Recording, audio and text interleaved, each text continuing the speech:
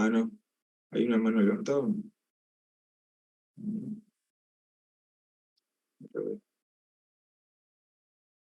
No sé si alguien recuerda más. ¿Recuerda ver qué dieron? Seguimos con la clasificación de negocios jurídicos, pero dimos la otra parte, la que no llegamos a dar con usted, que seguía en la diapositiva.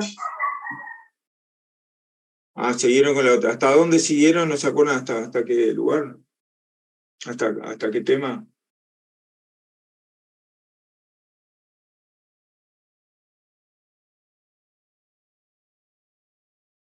¿Me escuchan bien ustedes? ¿Sí? Sí, hasta registro de validez puede ser, ¿no? ¿Hasta a publicidad, puede ser? Perdón, sí, sí. ¿Sí? Está. Y Kimberly tiene la mano levantada. Hola, buenas noches. Sí. Yo tenía algunas preguntas sobre algunos temas. Sí. En cuanto a la diferencia entre ineficacia y nulidad, ¿cuándo un negocio sería válido? Que eso siempre me entrevera. Y en cuanto a la legitimación para disponer y la legitimación receptiva. Bien, bien. Bien. ¿Me dejan buscar un material a ver si... para ser más claro y no actuar de memoria? Yo puedo hacer ese esfuerzo de la memoria, pero... Actos...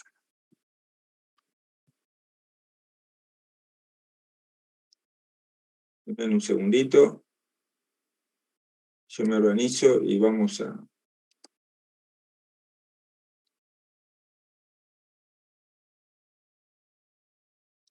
Si mi hijo no me borró...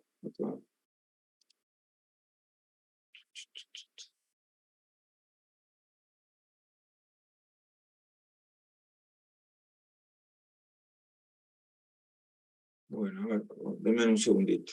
Denme un segundito. La primera pregunta fue la diferencia entre validez, nulidad, validez y Ineficacia. ineficaz. Bien, Profe, perdón, antes que empiece. ¿Usted me puede dar permiso para grabar?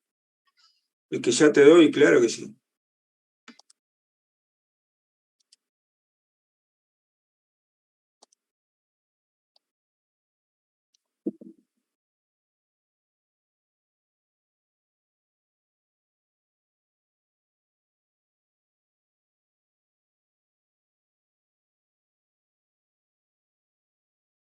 Bien, voy a ir a una presentación. 28 de mayo. Creo que sí.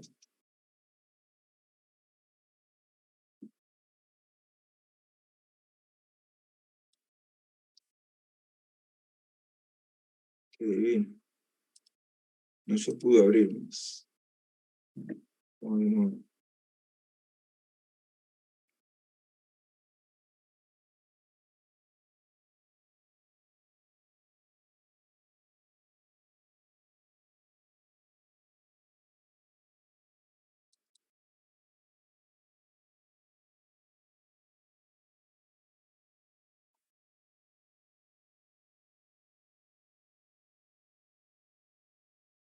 Denme un segundo porque tengo que solucionar unos temas de... Ya estoy.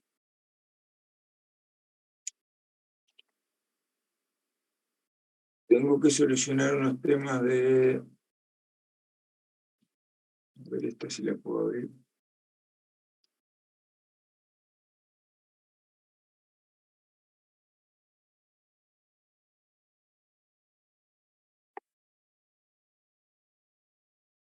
De formato, de una diapositiva que tiene unos colores que no permiten verla bien. Entonces tengo que sacarle el fondo para que podamos verla. A ver, archivo, editar, a ver si me deja por editar. Formato, diapositiva, organizar herramienta.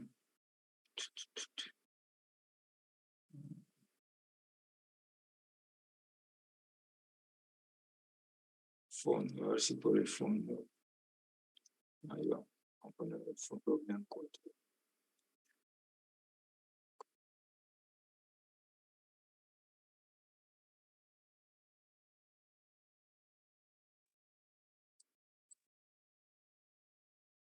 Profe, la primera revisión que tenemos marcada es para el 12 de octubre. ¿Está bien esa fecha? ¿No hay nada antes? No, hay un trabajo antes, podría hacerlo, pero no, tengo que proponerlo yo.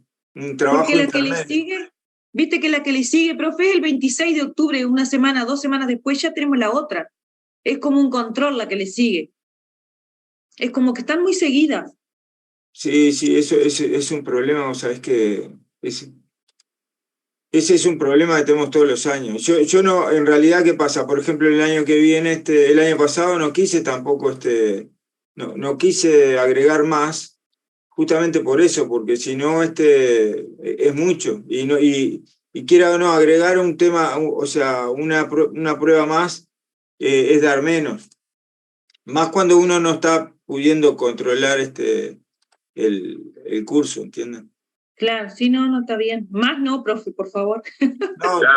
No, yo todavía no lo he resuelto. ¿Se acuerdan que les dije que tenía pendiente una... Estoy arreglando las diapositivas para que podamos verla y ya enseguida esto no va a ser más útil que ponerme yo a hacer memoria. Yo tengo una reunión, pero quiero ir presencial a Montevideo y tengo que ordenar también, tengo que ver cuándo puedo viajar.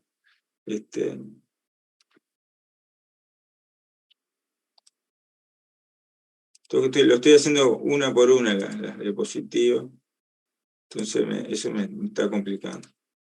Ahora después, para que se queden tranquilas, cuando yo terminemos la clase, yo las tengo para ponerlas en el WhatsApp. Lo que quisiera que ustedes me pusieran ahí, mientras yo estoy haciendo esto, alguien que tenga los apuntes bien, que me ponga bien lo que dieron Así yo puedo compartir lo que ya se dio y no compartir cosas que no se han dado, ¿no? Para no socar tampoco de material que después se asustan. ¿Sí?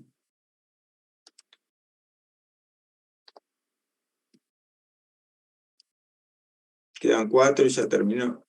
Ya comparto.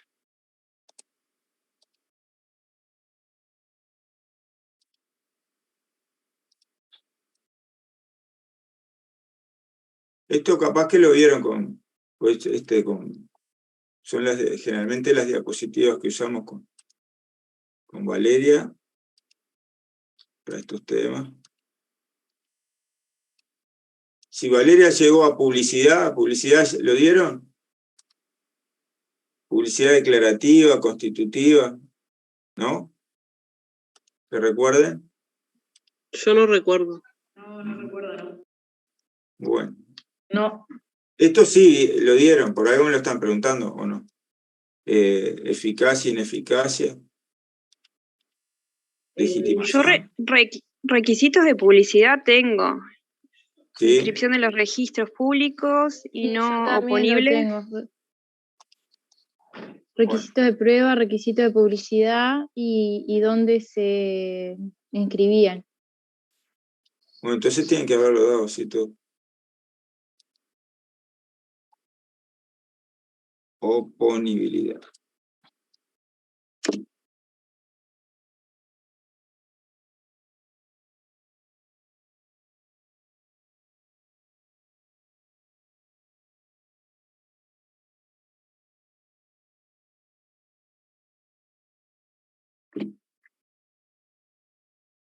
Hasta la página 52 del manual fue que dimos, ¿no?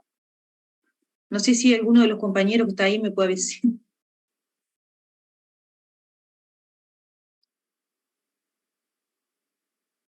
Sí, pues estuvimos viendo lo del concepto de nulidad y eso también, que es de lo que preguntaba la compañera hoy, la diferencia entre nulidad y ineficacia. No te escucho bien, a ver, porque se siente muy lejos quien habló recién. A ver, ahora. Sí, ahora sí se escucha. Creo Sí. que tenía el micrófono a 200 kilómetros.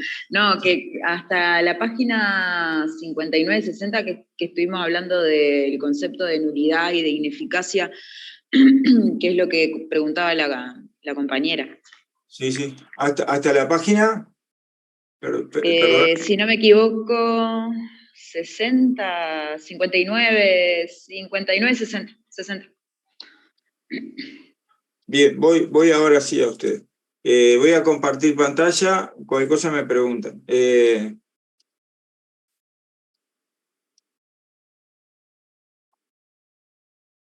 ¿Están viendo ahí? Sí, excelente. Sí, Bien, un poco el orden, voy a volver al orden que habíamos usado en clase para comprender. ¿Se acuerdan que primero hablamos de hechos jurídicos y actos jurídicos? Dentro de los actos jurídicos teníamos a los negocios jurídicos.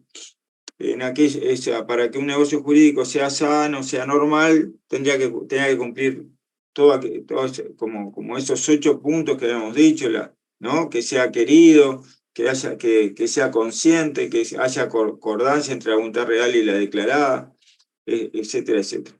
Y después de hablar eso, empezamos a clasificar estos actos jurídicos, de los cuales los más importantes, como dijimos, eran los negocios jurídicos. Entre los negocios jurídicos están los contratos, que son, dijimos, que son en realidad manifestaciones de voluntad destinadas a modificar, extinguir o crear situaciones jurídicas persistentes, ¿no?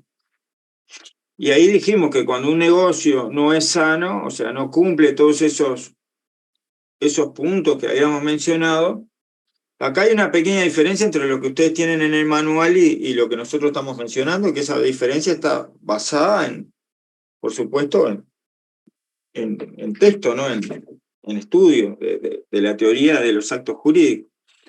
Si ustedes leen el manual, la diferencia entre hechos jurídicos y actos jurídicos sería solo la voluntad. Y vieron que nosotros estamos agregando algunas cositas más, ¿no? Aparte de la voluntad, hay un montón de cosas. Por ejemplo, a veces una de las preguntas que se hace es a veces hay expresiones de voluntad y no es un acto jurídico, sino es un hecho jurídico, ¿tá? Pero eso después, si quieren, lo hablamos en clase para ir a la pregunta.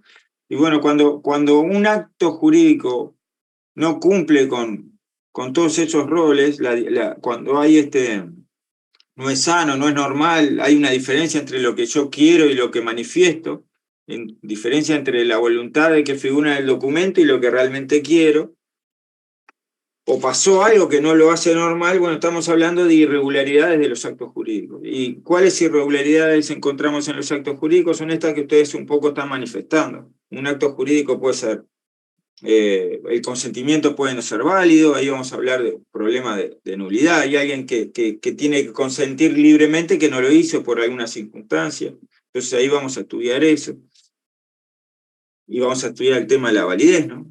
Y a veces es ineficaz, o sea, el acto es válido, pero no cumple el efecto destinado a cumplir, ¿no?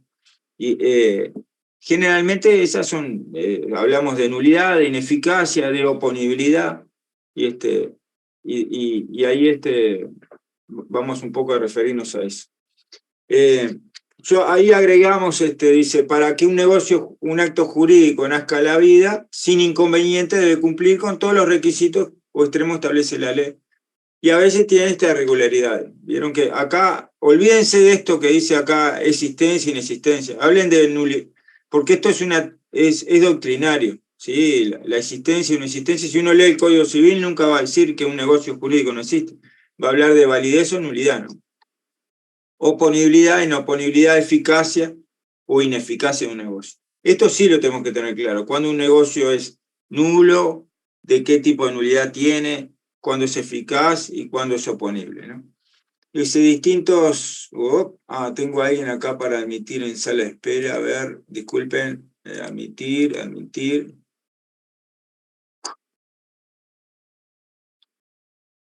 Vamos a esperar porque demoran un poquito en unirse.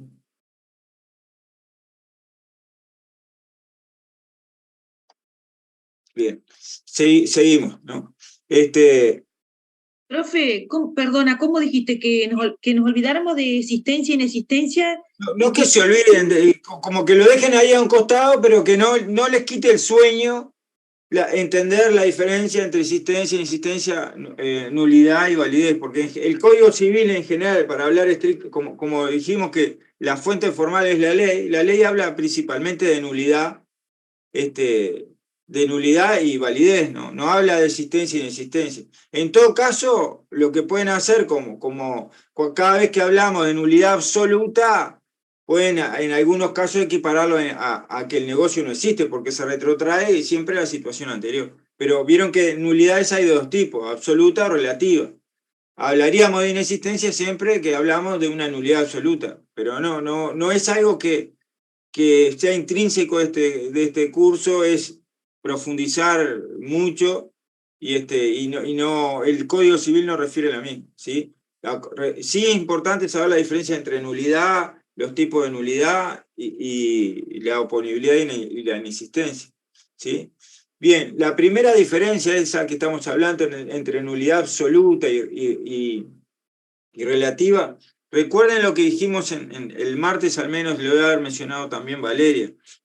Voy a ir al Código Civil, vamos a aprovechar acá, voy a salir de acá un segundo. Vieron que uno se pone a hablar y nos lleva un tiempo, yo sé que es un sábado, y ustedes van a decir, algunos están pensando, a este profesor lo vamos a matar, digo, un sábado hablando de derecho civil, digo, pero bueno. Vamos a aprovecharlo el sábado. Capaz que les termina gustando. O sea, iba a ir al Código Cívico.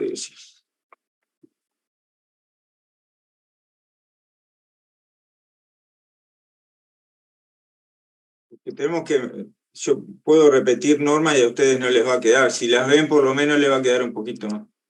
Bien, vuelvo acá. Compartir pantalla, Código Civil. Bien. Los requisitos esenciales de los negocios jurídicos o de los contratos están, dijimos, en el 1261 del Código Civil, o sea que para que un contrato no tenga problemas tiene que cumplir con esos requisitos que están en el 1261, que generalmente lo resumimos hablando consentimiento, capacidad de objeto y causa, que en realidad es consentimiento válido, capacidad para contratar, objeto lícito y causa lícita, ¿sí? Al principio ustedes no lo recuerdan, después que lo repetimos muchas veces empiezan a darse cuenta. O sea que para ir a un contrato, que tengo que fijarme que se cumplan todas esas cosas. Para que el contrato sea válido, bueno, que no tenga ninguno de esos, que no falte ninguno de esos elementos esenciales, ¿sí? Bueno, y ahora me fui. 1261. Dice, de los requisitos esenciales para la validez del contrato. ¿Ustedes alcanzan a leer ahí o le tengo que dar más? Se lee, profe. Sí. Al menos yo leo. Bien, para la validez de los contratos son esenciales los 4 requisitos siguientes, ¿no? Que es lo mismo que hablar de negocio jurídico, ¿no? Consentimiento de las partes. Si alguien de las partes si falta el consentimiento, el negocio es nulo absoluto, ¿sí? Capacidad legal de la parte para que se obliga. No puede ser menor de edad, no puede ser una persona que tiene un estado de incapacidad tal que no le permite advertir lo que está firmando. Objeto lícito, dijimos, y suficientemente determinado. Puede ser una venta a futuro, como ocurre con los apartamentos, pero es determinable. Y aparte es lícito, no puede ser algo que que está fuera del comercio. Por ejemplo, los objetos de narcotráfico no pueden ser porque ese objeto es ilícito. Que sea lícita la causa inmediata de la obligación. Va de suyo que va conjuntamente con lo anterior. Bien, y a partir de ahí volvemos al a la presentación anterior. Bueno, acá no sé qué hice. Dejar de compartir.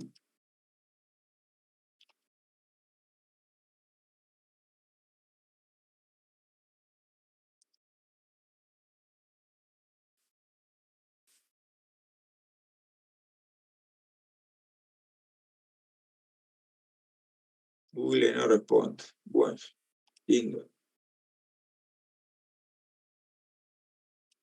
Bien, si la dificultad con el contrato o sea, si a mí me falta cualquiera de esos 4 elementos, o sea, si no tengo consentimiento, si no tengo consentimiento, si no tengo a ver, como que se me cerró esto. Pizarra. Denme un segundito. No hay problema, profe. No, bueno, pero es una lástima porque me tenía abierto como que Google se trancó. Y bueno, lo abriremos de nuevo, tranquilo.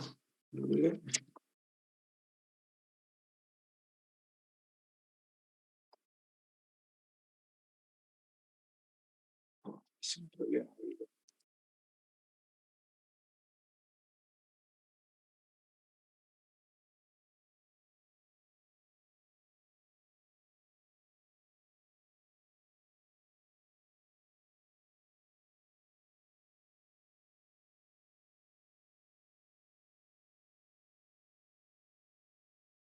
Bien, bueno, ahí está pensando. Bien, vieron, acá estamos hablando de irregularidades totales. Si me falta el consentimiento, si me falta la capacidad, si el objeto es ilícito o la causa es ilícita, ahí estamos hablando de una nulidad absoluta, ¿sí? En cambio, cuando la irregularidad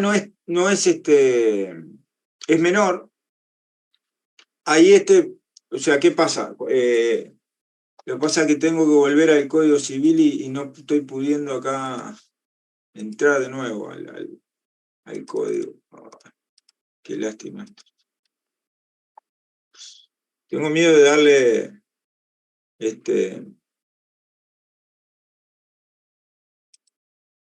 a ver ahí.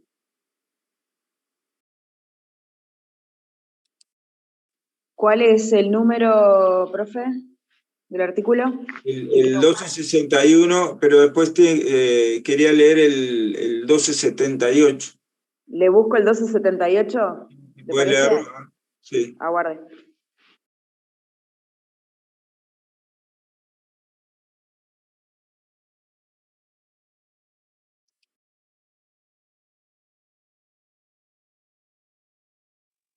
Lo tengo acá. Sí. Artículo 1278. Pueden contratar todas las personas que no estuviesen declaradas incapaces por la ley. Bien.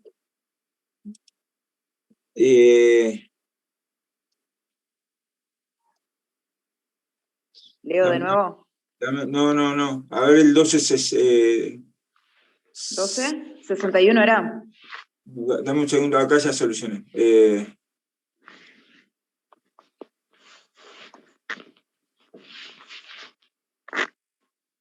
Deme un segundo. Pueden declarar todas las personas que no estuviesen declaradas incapaces por la ley, ¿no?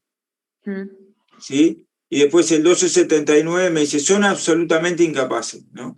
La incapacidad absoluta que tienen. Los impubres, los dementes, o sea, que son las personas en estado de incapacidad, las personas sordomudas que no pueden darse a entender por escrito ni por el lenguaje de señas, y ahí refiere a la ley. En este último caso, la intervención del intérprete de lenguas de señas es preceptiva para decidir la incapacidad.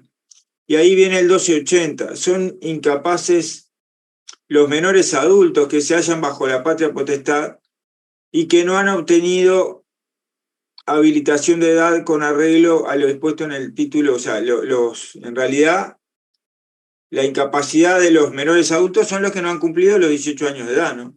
Y miren lo que me dice el 1280 abajo, dice, pero la incapacidad de estas personas no es absoluta, y sus actos pueden tener valor en ciertas circunstancias y bajo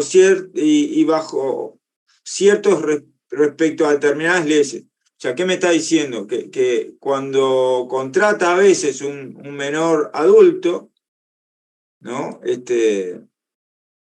Esa incapacidad es relativa y no absoluta, ¿sí? Y ahí la consecuencia de esa incapacidad relativa me la va a dar si no me equivoco, el 1268. A ver. ¿Qué sería un menor adulto, profe? ¿A partir de qué edad sería menor adulto considerado? Bien, acá hay ciertas normas que tenemos que tener en cuenta. Vieron que antes había una diferencia, o sea, todavía existe, la pubertad es para la mujer es 12 años y para el hombre 14, ¿no? Y después, y esa era la diferencia también en la cual uno podía contraer matrimonio. A partir de la ley 19.075, ley de matrimonio igualitario, un menor adulto, entiendo yo que sería después de que se puede casar, que sería a los 16 años, ¿sí? Ah, bien. Sería un incapaz relativo. Pero igual, ¿qué pasa? Antes había un instituto que se llamaba la emancipación. Si ustedes agarran un código viejo, tengan cuidado porque van a referir al instituto de la emancipación, y ese instituto hoy en día no está vigente, ¿sí? El instituto de la emancipación hoy no está vigente. Estoy abriendo de nuevo Google, a ver si me da la posibilidad de restaurar y ahí ya soluciono y vuelvo y puedo restaurar y puedo volver a la presentación. Bien, creo que solucioné. Vamos a buscarla.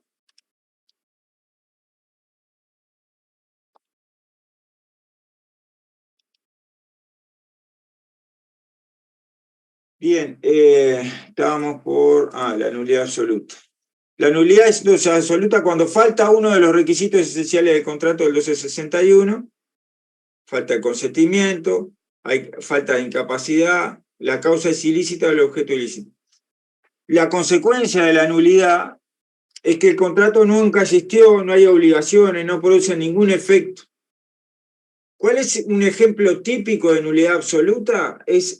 Vieron que hablamos de que el principio general, ¿se acuerdan que yo insistí con esto? Era la libertad de forma, la consensualidad.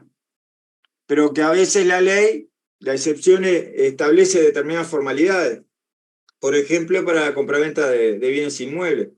Bueno, la falta de una solemnidad es nulidad absoluta. Por lo tanto, se debe retrotraer a antes del negocio. ¿Esto lo entienden o no? Dígame sí, no. Sí, profe. ¿Sí? ¿La falta de qué dijo, profe? La falta de solemnidad en un negocio produce nulidad. ¿Nulidad? ¿Qué nulidad produce? Dije. Absoluta. Nulidad absoluta. Bien. Voy a ver, acá el problema creo que lo tengo, cada vez que entro a INPO, al Código Civil, se me tranca, esto es insólito. Capaz que es un problema con el Zoom, pero... Profe, esa PPT que usted está mostrando, compartiéndola, ¿va a pasar a WhatsApp? Sí, ahora se las comparto, yo no tengo problema en compartir. Yo te iba a preguntar lo mismo, profe, porque la estaba buscando en EVA y no la encontré, eso no está en EVA. No, por supuesto que no. Debe estar, sí, debe estar, pero no está visible. Sí, ahora después entramos a EVA y vemos de habilitar lo que no he puesto visible todavía, ¿sí? Bien, bien. Denme un segundo a ver si puedo volver a la... Es raro que tengo... Capaz justo a veces el que me ayuda es mi hijo y no lo tengo acá, entonces... sé por qué me hace estas cosas raras, soy el Google. Bien, si no me equivoco, porque quería ir a mostrarle, saben que el artículo de solemnidad es el 1252 que leímos el otro día, pero el que establece que para la compraventa de inmuebles se requiere que escritura pública. Usuario de Zoom accedió a sala de audiencia. Sí, pero ¿quién es el usuario de Zoom?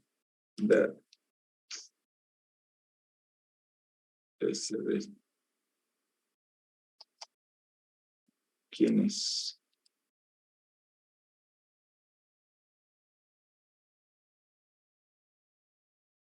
Bien, en lo posible cada vez que entren, acá los veo a la mayoría con nombre y apellido, porque había un usuario ahí que no figuraba con nombre y apellido y eso a veces puede ser complicado. Vieron que pueden cambiarle el nombre, eso lo saben ustedes, ¿no? Después que entren. Sí, profe. No me está dejando ahora entrar de nuevo a Google por alguna circunstancia.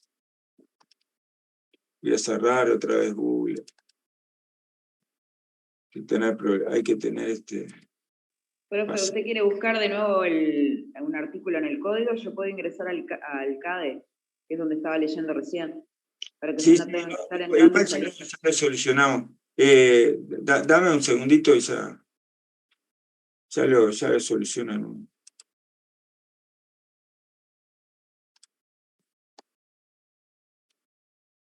Y no me salgo de la diapositiva y cualquier cosa les pido que lean ustedes el artículo.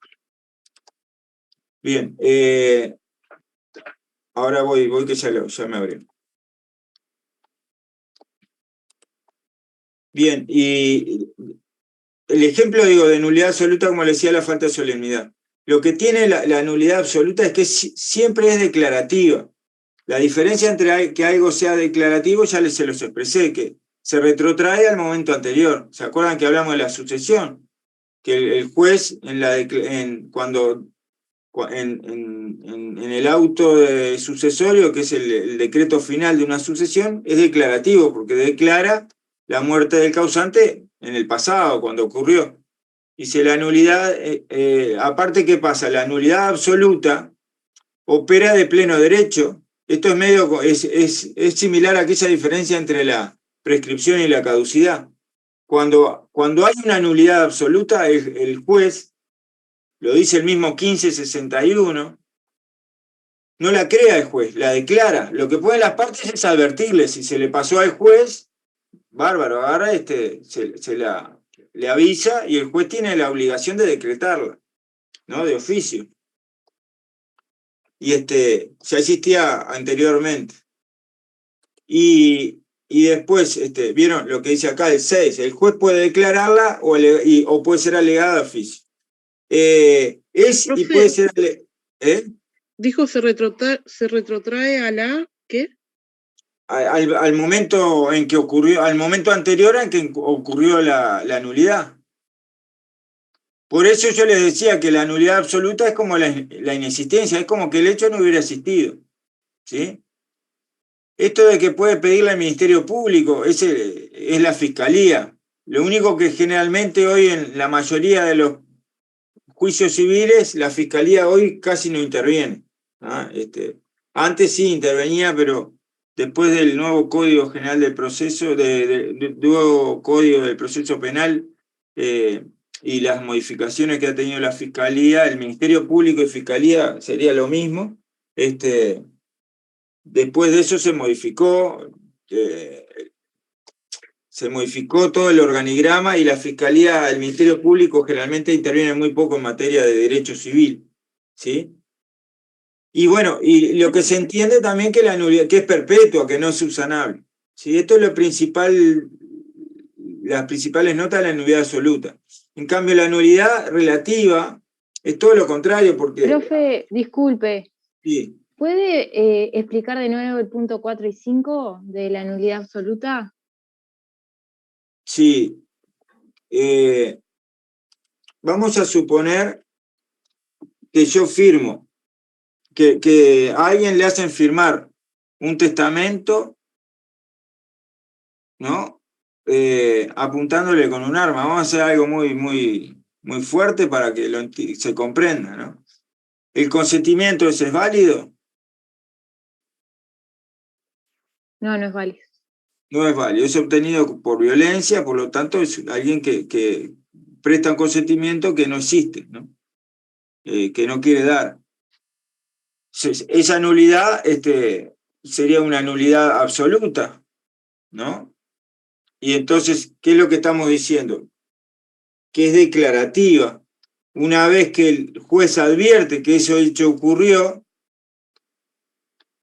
no tiene que, o sea, el interesado puede decírselo si el juez no tiene o puede probárselo, pero el juez una vez que lo descubre debe declararla, no la crea. ¿Cuándo se creó la nulidad? En el momento que se hizo el hecho.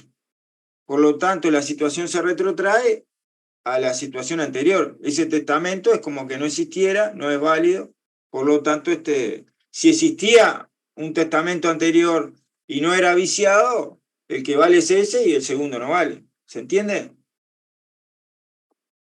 Sí, profe. Muchas gracias.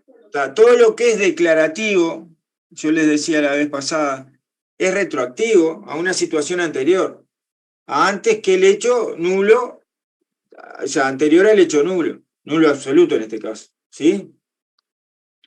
Bien. Si fuera un contrato de compraventa, ¿no? Alguien que vende un inmueble de cualquiera de las ciudades que ustedes quieran, y justo esa persona, cuando el caso que yo les decía, era alguien que llevan a una persona que sufre Alzheimer en un grado extremo que no tiene espacios lúcidos, y eso figura en la historia clínica, y le hacen firmar un contrato de compraventa. Ese consentimiento tampoco existió, es nulo absoluto. ¿A cuándo se retrotrae las consecuencias de la nulidad? Al momento anterior a la compraventa. O sea que esa compraventa no existió. ¿Se entiende? Sí, pero ¿cómo podés testificar eso después? Ahí va. Yo tengo que probar que esa persona tenía esas dificultades antes de firmar el contrato? Por ejemplo. Es lo que hablábamos el otro día en clase, ¿no? Una cosa es lo que establece la norma y otra cosa es las dificultades que yo tenga o no de prueba. Por lo general hay cuestiones que son difíciles de probar, pero si uno entra generalmente a buscar con detalle, puede probarlo. Difícil es cuando las personas no están, porque ya murió, es difícil. Pero hay formas de... Siempre hay que actuar con mucha inteligencia y a veces se puede descubrir, ¿no? Pero acá estamos hablando, no estamos hablando de si es difícil o no probar, estamos hablando de la consecuencia de un hecho que ocurrió, ¿sí? Estamos hablando de cosas distintas, ¿sí? ¿Me entiendo? ¿Me explico bien o no? Ustedes me preguntan cómo lo pruebo, y yo lo que estoy diciendo es que si el hecho ocurrió, pasa tal cosa. Son cuestiones distintas.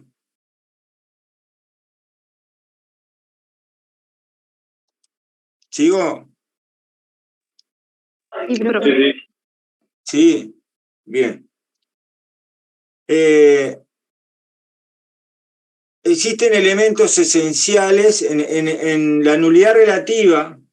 La irregularidad es subsanable.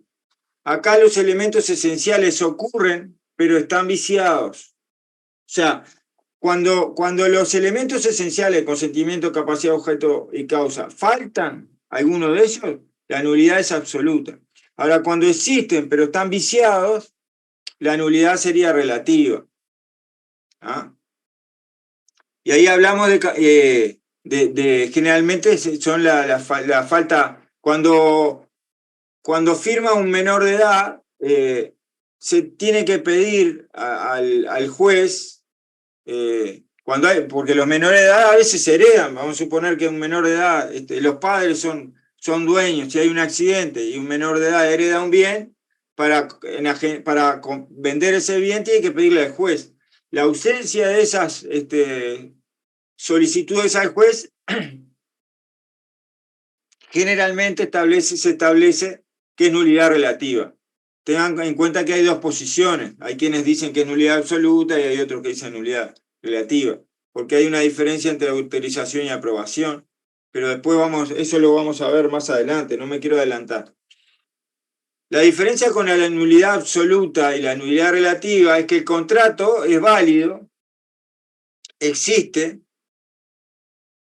y se extingue cuando el juez advierte la nulidad y ahí la declara, pero la sentencia, a diferencia de la nulidad absoluta, es constitutiva. O sea que se anula el contrato a partir de la sentencia, no al momento inicial, ¿sí? Después lo que podemos hacer, esto que les resulta ahora a ustedes muy complejo, yo voy a buscar juicios donde haya nulidad absoluta y juicios donde haya nulidad relativa, o sea, leer el caso y a ustedes les va a resultar más entendible, ¿sí? La otra diferencia entre nulidad relativa y nulidad absoluta es que esta es constitutiva, es a partir de la sentencia, y se subsana, por ejemplo, por el paso del tiempo. Cuando el menor, por ejemplo, que firmó un contrato, cumplió la mayoría de edad y lo ratifica, se subsana. Y prescribe, por ejemplo, en el caso de la firma esa de un menor, cumple los 18 años, pasan 4 años y ahí se subsana. Yo decía 1268 y claro, que iba a encontrar si es 1568, es el artículo que refiere a la nulidad relativa. Léanse después, 1561, 1568 y los siguientes, ¿sí? Bien, esto con respecto a la nulidad.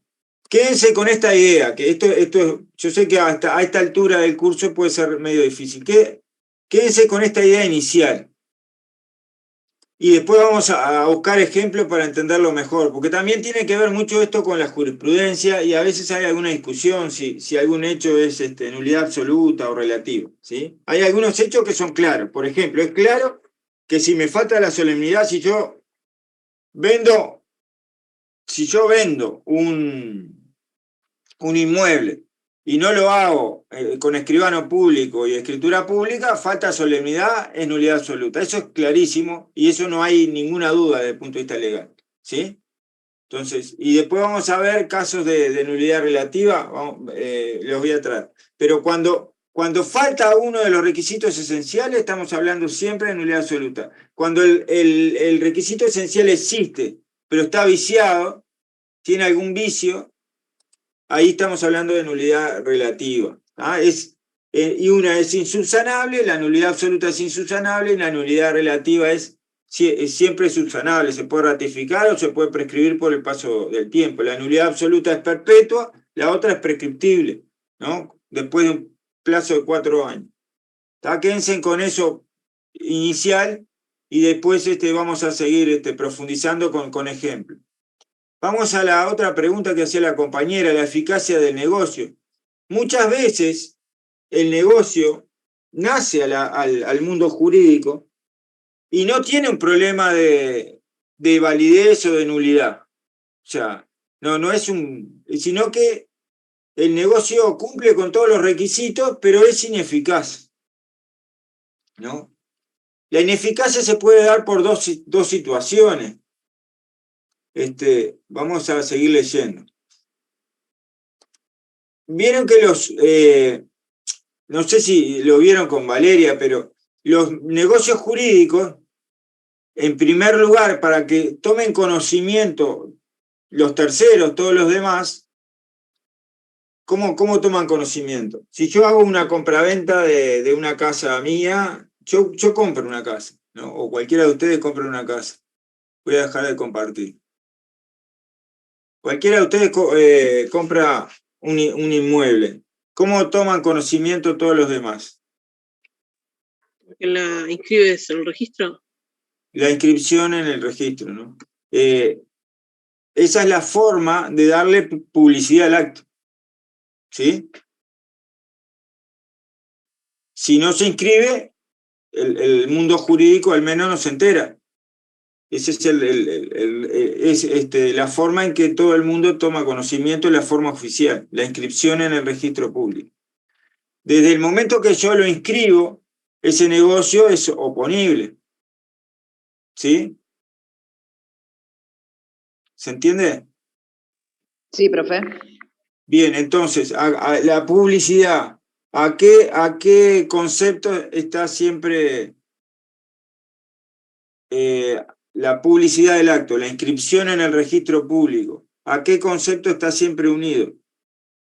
De esto que estemos hablando hasta ¿A ahora. la solemnidad? Sí, a la solemnidad, porque la inscripción generalmente se requiere, pero está sobre todo a la oponibilidad. Un negocio inscripto es siempre oponible a todo el resto, ¿sí? No sé si quieren que lo explique de nuevo. Sí, profe, yo te pregunto, si a mí me deben una deuda, tú me debes algo y tienes una propiedad y la vendes, y yo, para enterarme si tú la vendiste, tienes que haberla inscrito. Si no la inscribiste, yo no me entero que la vendiste. Claro. Para que me puedas pagar la deuda. ¿Y cómo, si yo después me entero que tú la vendiste pero no la inscribiste, cómo hago yo para cobrarte esa deuda? Eso es lo que no entendí el otro día la profe. ¿Cómo Bien. hago yo para cobrarte esa deuda a ti si tú no la inscribiste? Bien, pero la obligación, o sea, primero, si no se inscribió, el negocio todavía no se hizo público. Bien, y si el negocio no se hizo público, yo no puedo cobrarte. No, pero a ti te conviene, primero, dos cosas. Yo tengo una deuda, ¿no? Vamos a empezar por lo primero que tú dijiste. Tú tienes un crédito para cobrar, ¿sí? Sí, yo soy acreedora, algo así. Es acreedor. Bueno, vamos a empezar por el principio. Un acreedor para cobrar, ¿qué tiene que hacer primero? Y presentarse contra el deudor. No, lo primero que tiene que hacer es intimar el pago, ¿sí? Intimar el pago, exacto. Bien. Si no intimaste el pago, todavía no hiciste lo que tenías que hacer. Por lo Claro, tanto, yo intimé el pago, pero bueno, tú intimaste el pago. no tienes dinero para pagarme, solamente tienes una propiedad. Déjame seguir. Intimás el pago, ahí se intime, sea fulano de tal, a pagar en tal plazo, bajo procedimiento de iniciar acciones legales, ¿no? Intimaste Sí. el pago, no pagó, al menos lo que me estás diciendo tú es que Sí. no te pagó. Y sabes que él tiene un inmueble. Sí. ¿Cuál es el acto seguido del acreedor? Inicia la acción Contra el inmueble. Sí, podés pedir una medida cautelar o podés iniciar el juicio ejecutivo para el cobro de la deuda, dependiendo del origen de la deuda, los procesos que tú tenés. Pero podés pedirle al juez el embargo de ese bien inmueble para asegurar la deuda que tenés. Vas a tener que cumplir con algunos requisitos. Sí. ¿Sí? Y ahí recién de que tú agarraste, iniciaste, o iniciaste ese juicio y ya lo ganaste, o iniciaste la medida cautelar y el juez te dio el embargo, recién ahí vas a tener seguro el crédito. Y para que el embargo sea oponible al dueño, al deudor y a otros acreedores, porque generalmente no es un solo acreedor, tenés que tener el embargo inscripto. Sí.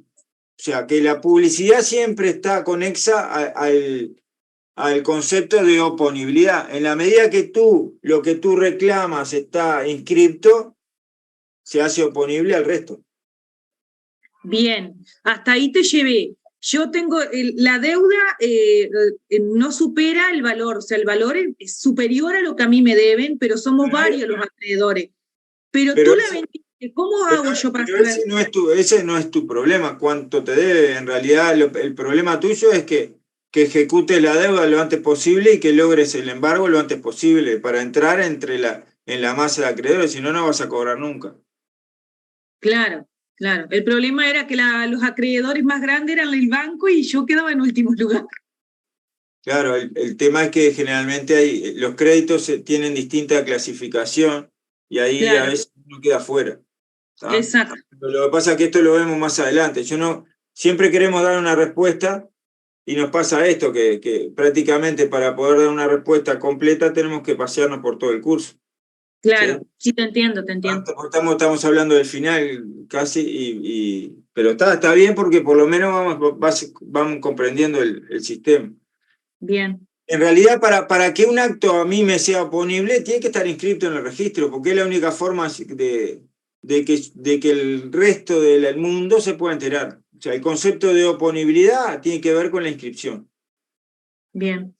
Bien, y cuando hablamos de eficacia, que fue la otra pregunta que me hizo, voy a tratar de ser concreto, son preguntas difíciles, estamos hablando de cuestiones difíciles porque nosotros empezamos el curso distinto, entonces vamos un poco a cosas más difíciles, pero lo que ya explicamos al principio no lo entiendo mucho, después lo entiendo un poquito mejor, después lo entiendo más en la medida que voy viendo el funcionamiento, de que leo otras cosas, ¿sí?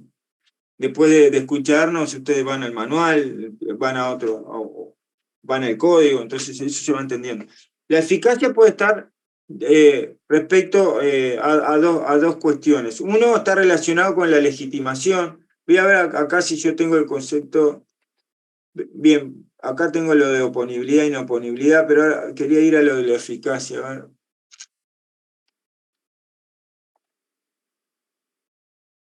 Acá no tengo lo de legitimación. Para entender lo de la legitimación, vamos a ir al Código Civil de nuevo.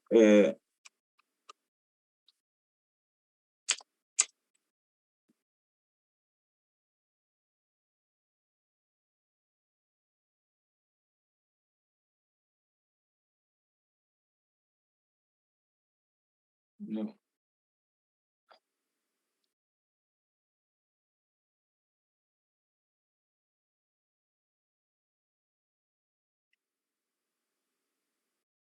Esto no me pasaba, que me olvidara de un artículo, no era usual, pero bueno, me pasó.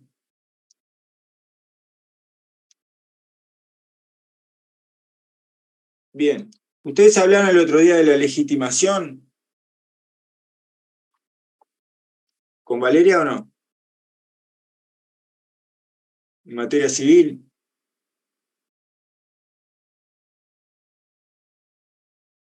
¿Me escuchan o no? Sí, lo escuchamos, estaba pensando yo porque no me acuerdo. Bien, la legitimación se basa en un principio que dice que nadie puede transmitir más derechos de los que tiene. ¿Sí? ¿Hasta ahí me siguen?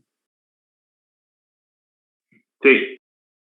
Sí, Ignacio, bien, Ignacio. Por lo menos alguien me respondió, no sé si están todos ahí o están mirando otra cosa. Sí, estamos acá. Sí, bien. Yo puedo transmitir de lo que yo soy dueño. Yo puedo vender lo que soy dueño. ¿Se entiende eso? Sí, si yo soy dueño de una bicicleta, ¿qué puedo transmitir?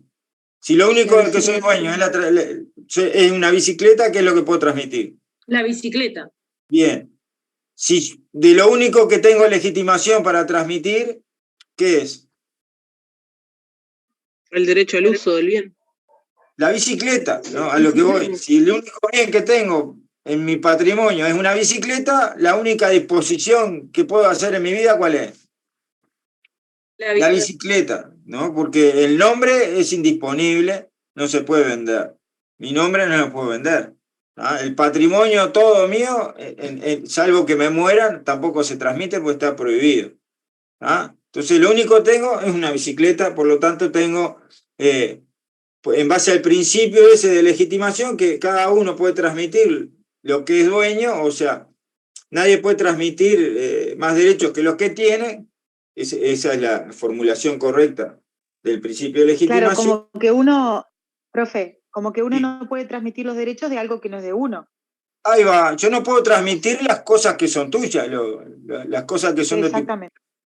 Bien, entonces en materia en derecho civil, cuando hablamos de legitimación, esta sería la legitimación para disponer. ¿Se entiende? ¿Dónde nace el principio de legitimación? En esa fórmula que dijimos. Nadie puede transmitir más derechos que los que tienen. Esa es la legitimación para disponer. La legitimación, si no me equivoco, Kimberly, tú me preguntaste la diferencia entre legitimación para disponer y legitimación receptiva, ¿fue esa o no? Sí, fue eso. Bien. ¿Qué pasa? Vamos a suponer que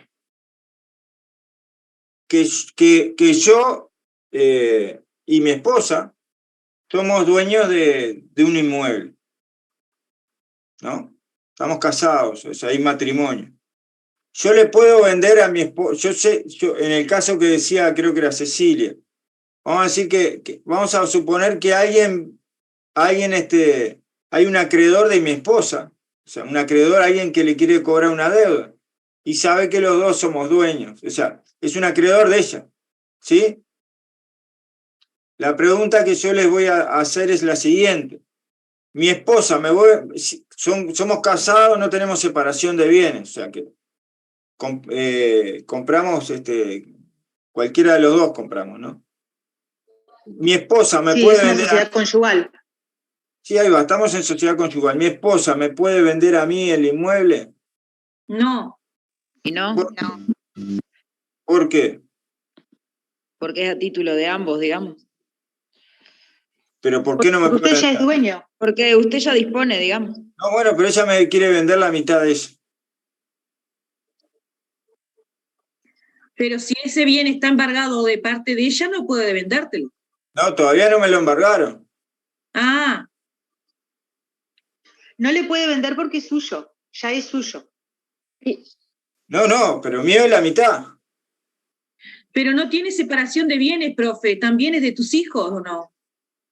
No, mis hijos, el día que yo me muera, mis hijos. Mientras yo esté con vida, que se arreglen. Yo, mientras esté con No le vida, puede- mi bien es todo lo que yo quiera. No le puede vender algo que usted ya tiene el derecho. Bien, yo estoy haciendo un poquito de trampa, pero un poco para que lo comprendan con un ejemplo. Ahora después ya se me acuerdo de la pregunta que tú me hiciste, Cecilia, porque tengo que seguir ahí explicándote algo. Primero, vamos a volver a hacer un repaso. ¿Se acuerdan cuando hablamos de las formas o formalidades de los negocios jurídicos? Que yo insistí, que yo les dije que nunca me lo responden bien. ¿Cuál es el principio general, dijimos? Consensualidad. ¿El principio de qué?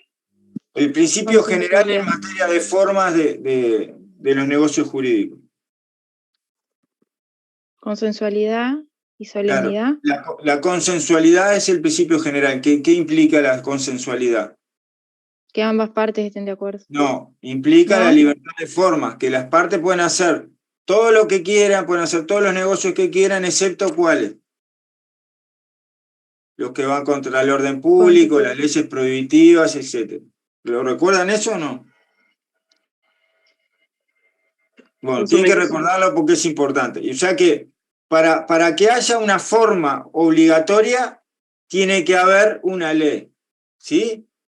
Tiene que haber una norma que establezca esa forma. Eso, o sea, para que haya una solemnidad tiene que existir una norma que lo determine. Y yo les dije algo también, que el principio siempre es la libertad, que yo puedo hacer todo. Cada vez que no puedo hacer algo, ¿qué es lo que voy a tener que buscar? Una norma que me diga que no lo puedo hacer. ¿Se entiende? Porque el principio siempre es la libertad. Si yo les digo, ustedes me están diciendo, no, tu esposa no te puede vender la mitad de ella, ¿no? Me lo están diciendo. Entonces, lo que yo estoy tratando de llegar a que ustedes razonen esto.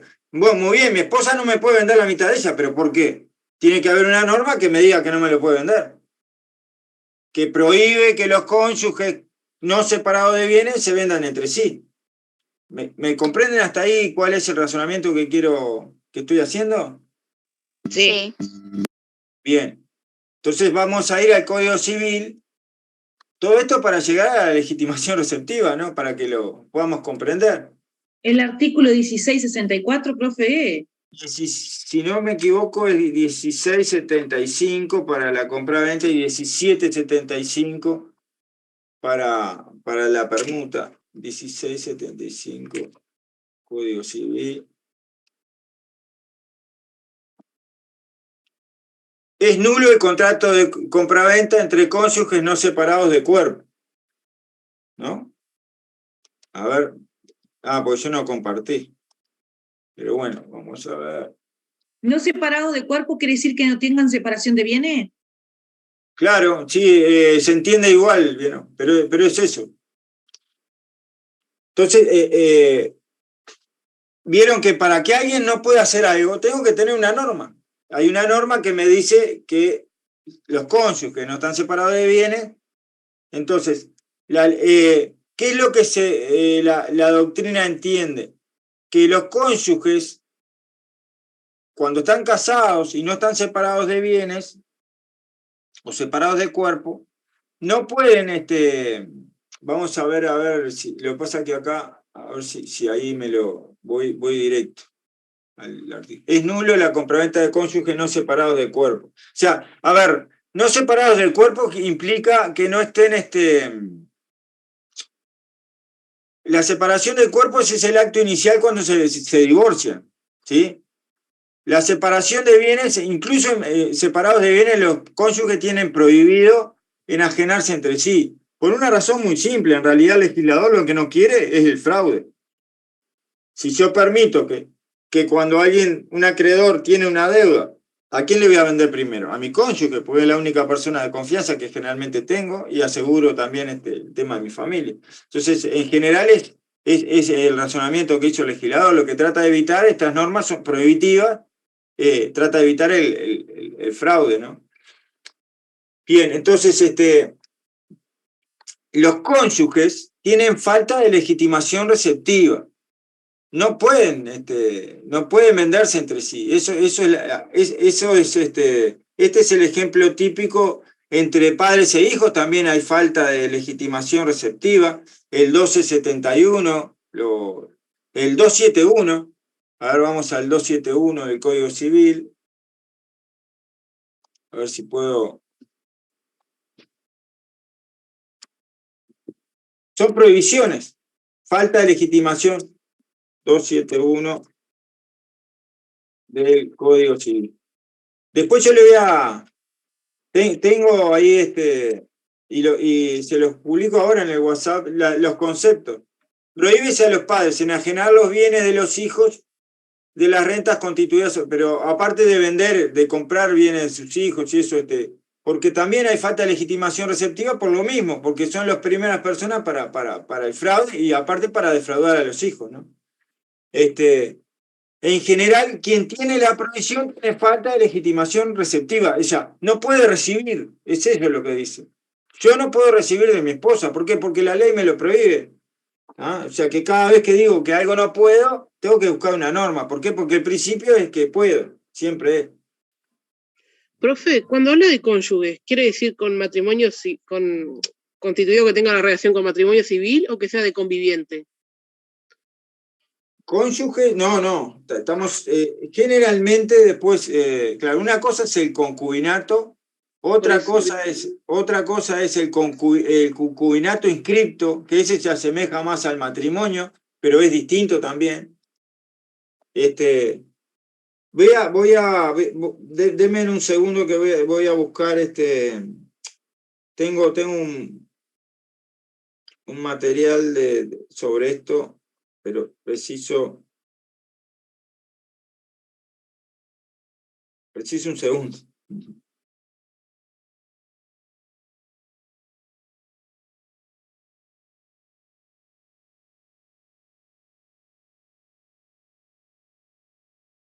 Así podemos entrar un poquito más profundo y al seguir hablando ya va a ser distinto. Al seguir viéndolo de otra forma. Capacidad.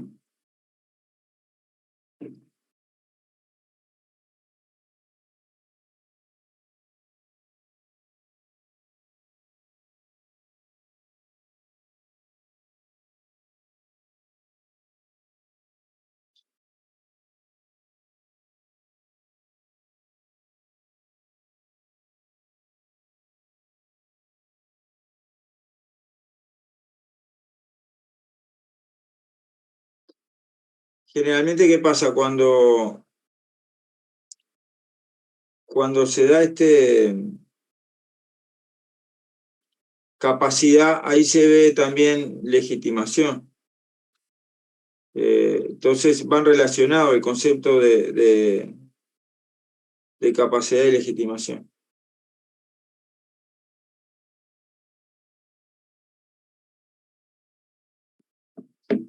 Bien, dame medio minuto. Iba a ser 1 hora, vieron que no, siempre después uno se termina traicionando. Pero les aseguro que después este ratito que a veces sacábamos así, después es útil en el tiempo. ¿Por qué no me llegó esto?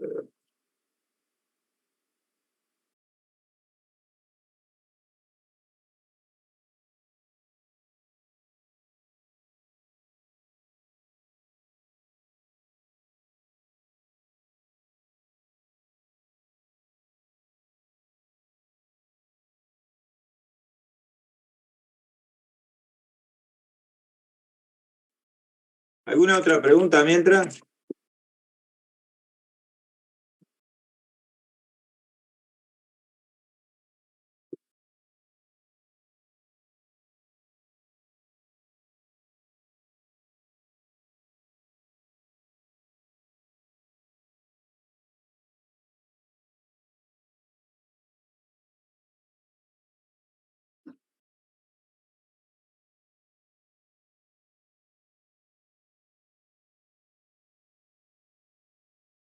Segundito, no se me pongan nerviosos. Ya va. Miren, acá No hay tengo, apuro, profe. acá tengo algo que nos va a ayudar bastante más. ¿Ahí están viendo esto? Principio.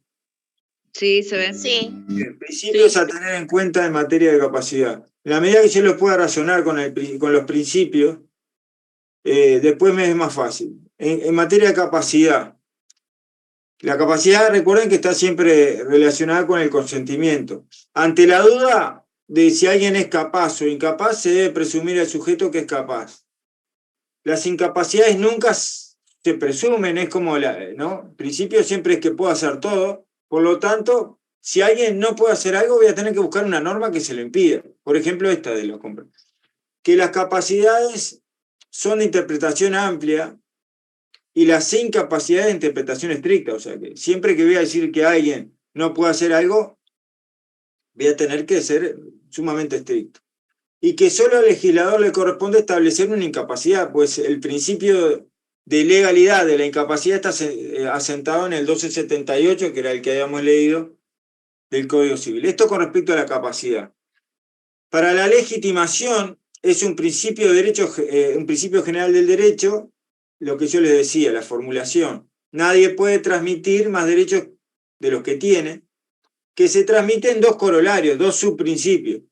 Nadie puede afectar la vida patrimonial ajena sin consentimiento de su titular. Yo no puedo vender las cosas de mi vecino, no son mías, no puedo transmitir lo que no es mío. Nadie puede transmitir, dice, no se puede transferir algo que no es propio. ¿No? Si la bicicleta a mi vecino no la puedo vender.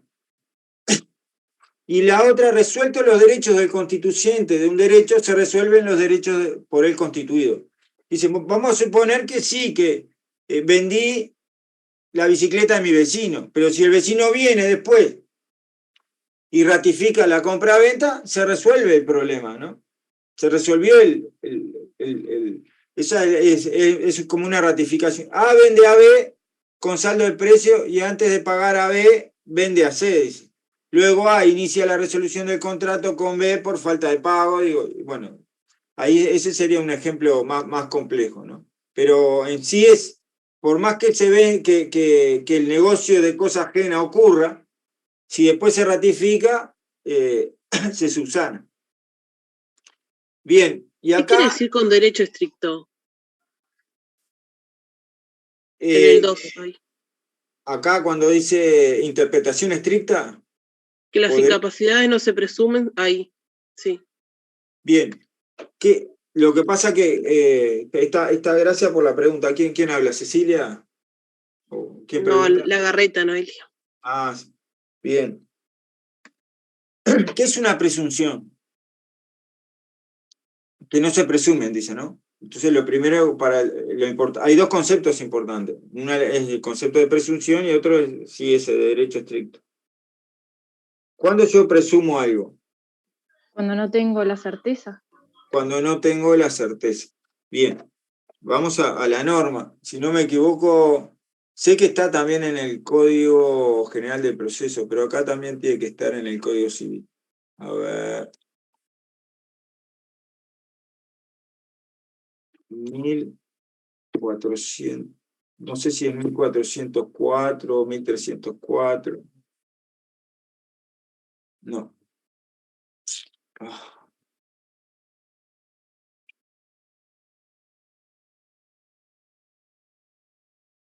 Vamos a ver si es 1304.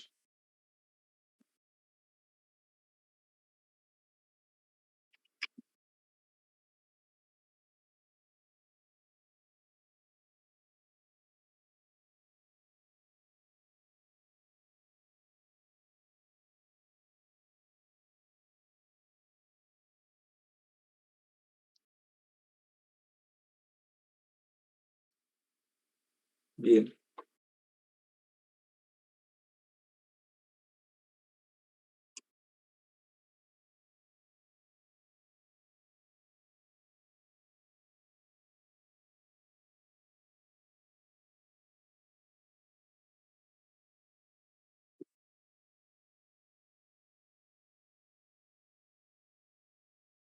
$1.600.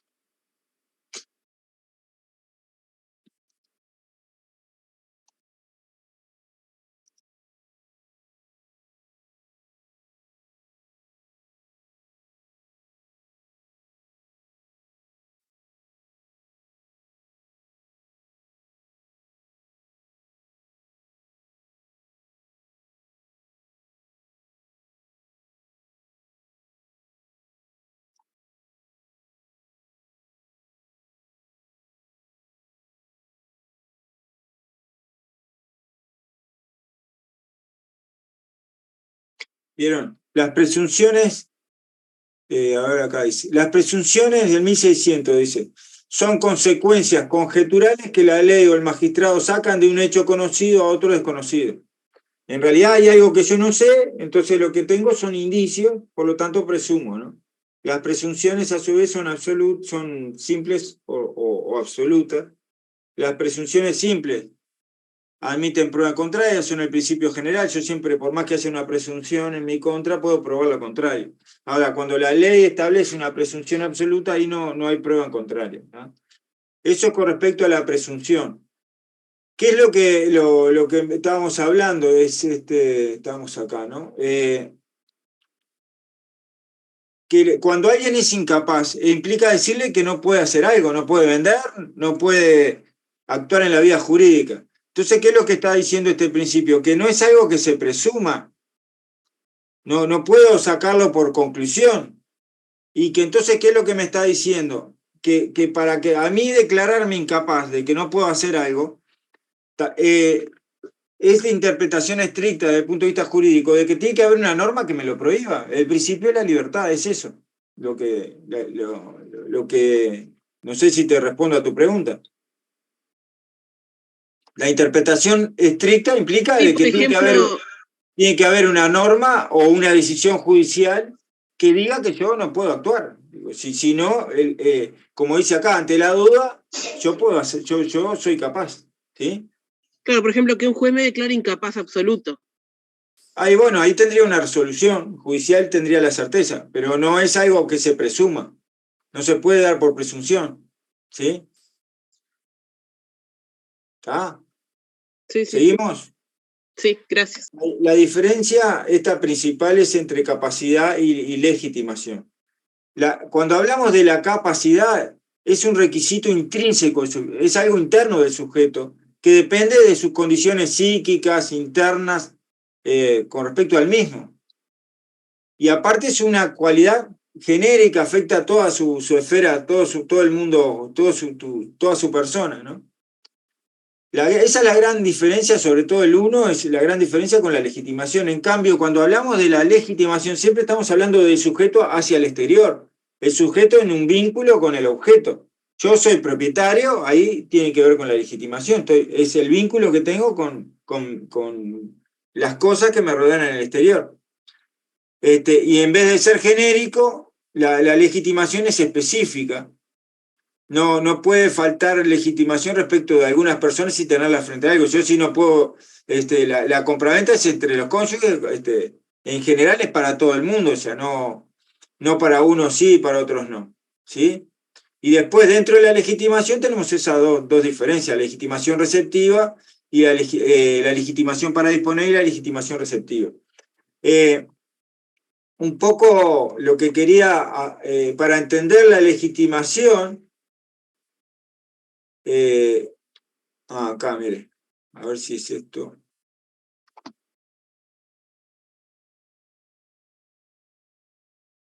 No, esto es otra cosa.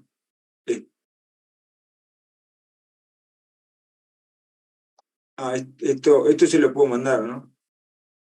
Nadie puede transmitir. Capacidad jurídica, capacidad de ejercicio. Lo que me faltaría acá es esa diferencia. Acá, miren. En este cuadro. La legitimación para disponer tiene por fundamento el principio de que nadie puede transmitir más derechos de los que tiene, ¿no? Y la legitimación receptiva tiene como fundamento el conflicto de intereses que hay entre determinadas personas, por ejemplo, el representado y representante, entre los cónyuges, entre padres e hijos, etc. Así lo mismo, la sanción a la falta de legitimación receptiva es siempre la nulidad absoluta. Y en cambio, la falta de legitimación para disponer no es una nulidad, sino que es falta de eficacia, es una ineficacia. Por lo tanto, acá estamos respondiendo la diferencia entre eficacia e ineficacia. Profe, ahí donde leíste anteriormente, en el cuadro anterior, sí. Leíste legitimación, no sé dónde estabas anteriormente. No, porque lo saqué, sí. Ahí viste que dice, leíste la legitimación para disponer y la legitimación respectiva o receptiva. No, es receptiva, ahí está, yo re el dedazo, ¿sí? Después les paso esto, lo arreglo y se los paso. No, lo que les iba a decir, que la forma que uno tiene de entender, de comprender la falta de legitimación receptiva, está cuando uno estudia el artículo 1669 del Código Civil, que refiere a la compraventa de cosa ajena. Vieron que yo les dije, si yo tengo la bicicleta, si yo agarro y vendo, yo puedo transmitir la legitimación para disponer, ¿qué implica?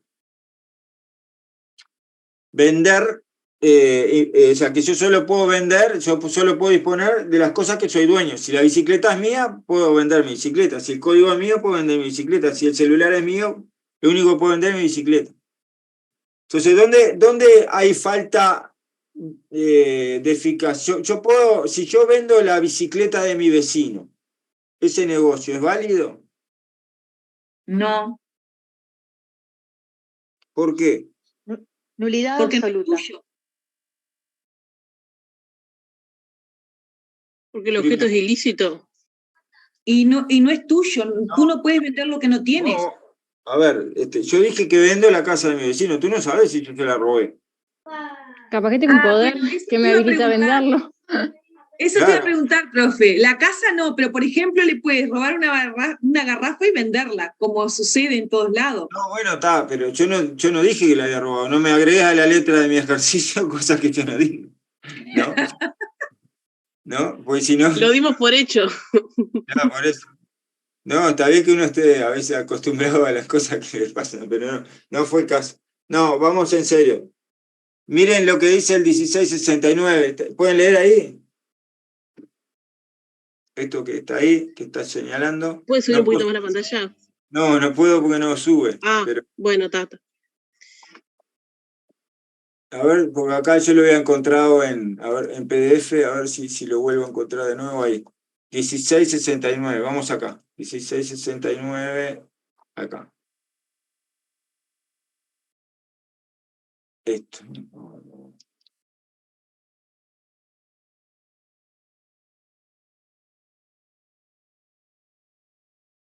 ¿Bien? ¿Lo están leyendo ahí? ¿Qué Sí. dice? Sí. Que la venta de cosas ajenas vale. Bien, ¿y usted qué me dijeron? Que no. Que no. Bien, está. Entonces, en general lo que se explica es de esta forma. Este es el ejemplo que uno pone de que en realidad el negocio no es un tema de validez, es un tema de eficacia, ¿sí? Porque el dueño de cosa ajena lo que no tiene es legitimación para disponer, ¿sí? Para entenderlo, tenemos que vincularlo con otro concepto. Desgraciadamente voy a tener que ampliar los conocimientos, porque está relacionado a la legitimación para disponer, y entonces vieron por acá, dice la compraventa de cosa propia, no vale, dice el comprador tendrá derecho, pero acá, y después viene este 1669 está vinculado al 1681, si no me equivoco.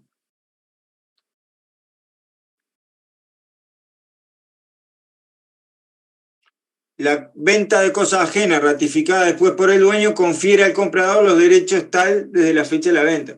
Si yo vendo la bicicleta a mi vecino, la venta es válida, pero si después viene, o sea, mi vecino tiene acciones contra mí, pero eso es diferente, la venta es válida. Pero si después viene mi vecino y ratifica esa compra, se resuelve, es lo que dice el 1681.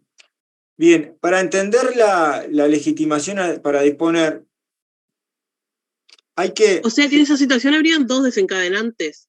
Uno el motivo de la compra-venta y el otro es el perjuicio hacia al que vendió la cosa que no es tuya. En realidad el tema es un poquito más complejo.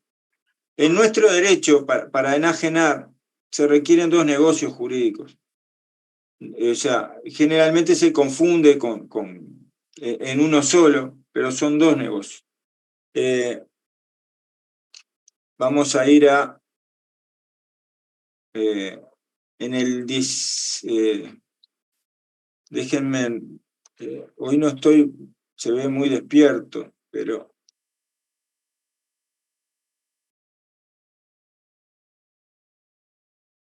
705, ahí me desperté un poquito.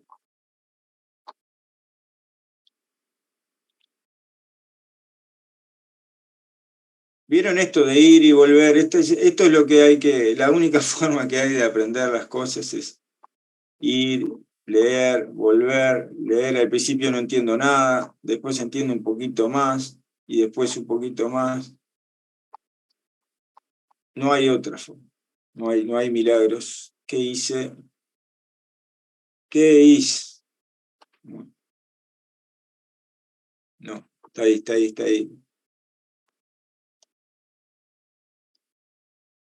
Dejé código civil en PDF. Ay, bueno.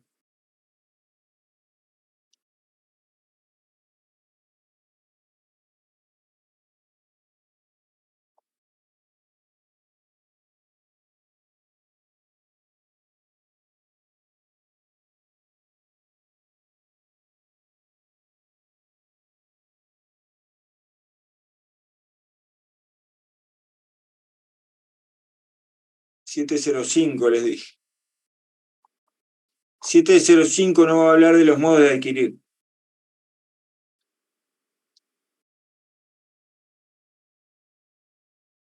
Acá tenemos 705. ¿Eso lo pueden ver o lo aumento? Se ve Ahí. perfecto, profe. Bien. El dominio es lo mismo que la propiedad de nuestro derecho, ¿no? ¿Cómo yo me hago dueño de las cosas, ¿no? 705 dice, los modos de adquirir el dominio son la ocupación, la accesión, la tradición, la sucesión por causa de muerte y la prescripción. ¿Qué es la tradición? ¿No? Y dice, los títulos de adquirir solo producen efecto personal, y esto es un poquito más complejo y no voy a entrar ahora. Pero me voy a detener este modo de adquirir, que es la tradición. A la tradición se le suele decir la entrega. ¿Dónde está definida? Yo para enajenar y vender es lo mismo, ¿no? Para vender un inmueble o enajenarlo, se requieren, esto lo tendríamos guardado en clasificación de negocios jurídicos, 2 negocios jurídicos. Uno es de la compraventa, que generalmente llamamos, que es lo que se llama un negocio obligacional. Lo único que hay es obligaciones. Yo te vendo, nacen 2 obligaciones. La obligación de pagar el precio y de entregar la cosa, ¿sí? Ahora, ese negocio de compraventa que crea solo obligaciones, para que haya una transferencia del dominio, sobre todo, tiene que estar acompañado de negocio jurídico tradición, que es el que está definido en el 758. 758. Vieron que cuando hablamos de prescripción hablamos también de la posesión, que implica, la posesión es tener la cosa con ánimo de dueño, y entonces el 758 dice, la tradición o entrega es la transferencia que hace una persona a otra de la posesión de una cosa con facultad y ánimo de transferirle el dominio. ¿Me siguen hasta ahí? Sé que estamos agregando más cosas, pero... Sí, profe. Sí, pueden leer detalladamente el 758. Vieron que para que alguien pueda hacer tradición, tiene que poder transmitir la posesión de lo que tiene con facultad y ánimo de transferirle la propiedad, el dominio. ¿Eso me lo entienden o no? O sea, profe, una cosa es la escritura y otra cosa es la posesión. Yo puedo venderte algo, a ti, te vendo un inmueble, una casa, vamos al escribano, hacemos el papel, y otra cosa es que yo te deje entrar a la propiedad. En principio sería como tú lo dices. La única diferencia, Cecilia, es que dentro de los tipos de tradición hay una tradición que se llama por cláusula, y generalmente, si el escribano hace bien las cosas, va a haber una cláusula, que generalmente es la tercera o la cuarta, que se llama de tradición. Y si esa tradición está hecha por el dueño, ahí estás transfiriendo por más que no entres al inmueble. Ah, bien, bien. O sea que en el mismo papel que hace el escribano público, Maciel, tiene que poner que por tradición yo te entrego el mueble. En la compraventa de inmueble tiene que sí o sí existir. ¿Sí? Tiene que haber un artículo ahí, un punto ahí en el que dice... que diga tradición. Si no la tiene, puede haber problemas. Bien. Ah, bien. Ahora vamos de nuevo a lo que estaba diciendo. ¿Te acuerdas que ya dijimos? Hablamos del 1669, que es la compraventa de cosa ajena. ¿Sí? ¿Me siguen hasta ahí o no? Sí. Sí. ¿Qué decía? La compraventa de cosa ajena vale sin perjuicio de los derechos del dueño, ¿no? Y de que se puede prescribir, decía también, ¿no? Entonces, si yo les voy a hacer esta pregunta. Si yo sobre la bicicleta de mi vecino que vendí, ¿tengo la posesión con facultad y ánimo de transferir el dominio de ella? Sí. No, si yo no soy dueño y yo no puedo transmitir los derechos que no tengo. Claro, para eso te tendría que haber dado la potestad de poder venderla, ¿no? Claro, sí. Pero no me agreguen a la letra cosas que yo no dije. Él no me dio poder. Yo lo único que dije es que vendí la bicicleta de mi vecino. ¿Sí? Tampoco dije que se la robé ni nada. ¿Tá? Lo que estoy tratando de explicar con este ejemplo es que yo no tengo legitimación para disponer. Porque para tener legitimación para disponer, tengo que poder hacer la tradición. Yo voy a poder vender, pero no voy a poder hacer tradición. Por eso es que le estoy diciendo que la compraventa, para que sea, para poder enajenar, para poder transmitir el dominio, tengo que poder hacer las dos cosas, vender y hacer tradición. Pero el único que puede hacer tradición, ¿quién es? El dueño. El dueño. ¿Por qué? Porque lo dice la ley. Yo le dije, para que algo no pueda hacerlo, lo tiene que decir la ley. Y la ley, si uno sigue a leer, ¿vieron? La tradición me dice eso, que es que uno, yo puedo hacer tradición quien tiene la posesión con ánimo de dueño y facultad de transferir la propiedad. Si no tengo facultad de transmitir la propiedad, nunca voy a poder hacer tradición. Voy a poder vender si, ¿no? Puedo vender el auto de mi vecino, iré preso, no iré preso. Son cuestiones diferentes, porque el derecho civil es distinto que el penal. ¿Cuál es la diferencia entre tradición y entrega? ¿Por qué dice tradición o entrega? Bueno, ahora vamos, no me sigan preguntando cosas, porque si no, no completo el concepto de... Ahora voy a responderte. Lo que quiero leerle es lo que dice, para que adquiera el dominio por tradición se requiere, ¿no? El 769. Que la tradición sea hecha por el dueño o su representante. Que el que hace la tradición, la consciente, sea capaz de enajenar. Que la tradición se haga en virtud de título hábil para transferir el dominio, ¿no? Título hábil para transferir el dominio a la compraventa. Que haya consentimiento de parte, ¿no? El contrato de venta, además de las 4 circunstancias habilitadas, se requiere que el comprador haya pagado el precio, dado fiador, prenda, fianza, etc. Y ahí viene después, lo que les quería leer es el 775, la tradición verificada con las calidades requeridas en este título. Por la tradición verificada con las calidades requeridas en este título, se transfiere al adquirente el dominio de la cosa, tal como la tenía el tradente. ¿Tá? Entonces, cuando la tradición no ha sido hecha o consentida por el verdadero dueño, no se adquiere el dominio. O sea, yo vendí la bicicleta de mi vecino, quien la compró no tiene la propiedad de la bicicleta.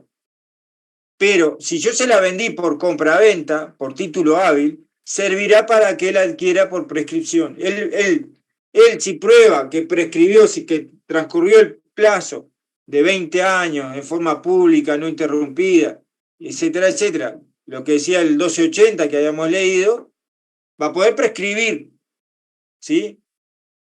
Por eso es que la compraventa de cosa ajena vale, pero es ineficaz. ¿Por qué es ineficaz? Porque yo no tengo para transmitirla el ánimo para transferir el dominio. ¿Por qué? Porque no puedo hacer tradición.